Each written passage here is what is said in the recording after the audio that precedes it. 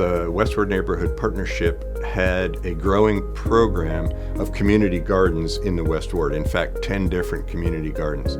The idea originally was that neighbors around the gardens would come help tend the gardens, and in return they would be able to take produce home. The problem was that not enough of the produce was actually being taken home by families. So the challenge was, if people aren't coming to the gardens to get the produce, how can you get the produce to the people? So the Westward Neighborhood Partnership reached out to the Tech Clinic and challenged them to find ways of getting produce into the hands of residents within the West Ward. The Tech Clinic team mulled over a number of different possibilities, discussed it with residents, discussed it with the Westward Neighborhood Partnership, and eventually settled on a farm stand model where produce would be collected on a weekly basis and then distributed on a donation basis within the West Ward at the community garden at 10th and Pine Street. It's the neighborhood's stand for them, so the donations all go back into the stand. Like, it all goes towards seeds, it all goes towards growing the food the next year. All the food that comes to the stand either goes home because those at the neighborhood picked it up and donated it as part of their weekly shopping, or it's redistributed the next day at one of the area food pantries.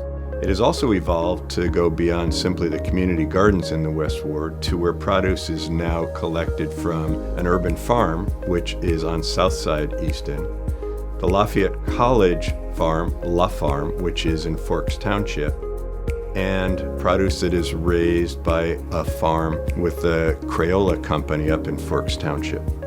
This is a classic example of how we can have academic, governmental, and we can have corporate programs working together to help solve a problem, in this case, lack of nutrition in a portion of the city of Easton.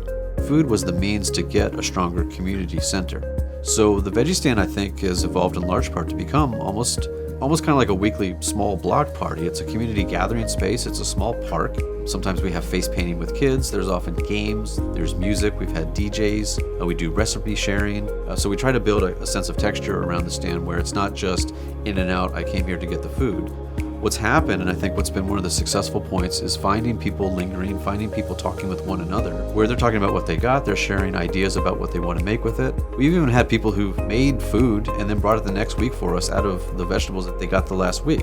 It really is a broader community activity and not just, I'm here to get my food and now I'm gone. So the students that are involved in this project as Excel Scholars work with myself and Professor Cohen. For part of their time, they learn how to actually raise, tend, and harvest produce.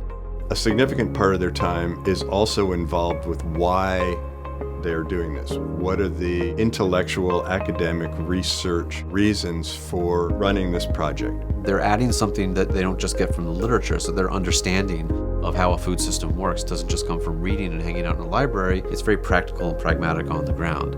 We've been trying to fold this together to think about how we talk about this as a model for other neighborhoods or for other cities. How can this alternative distribution model work for communities beyond just the West Ward?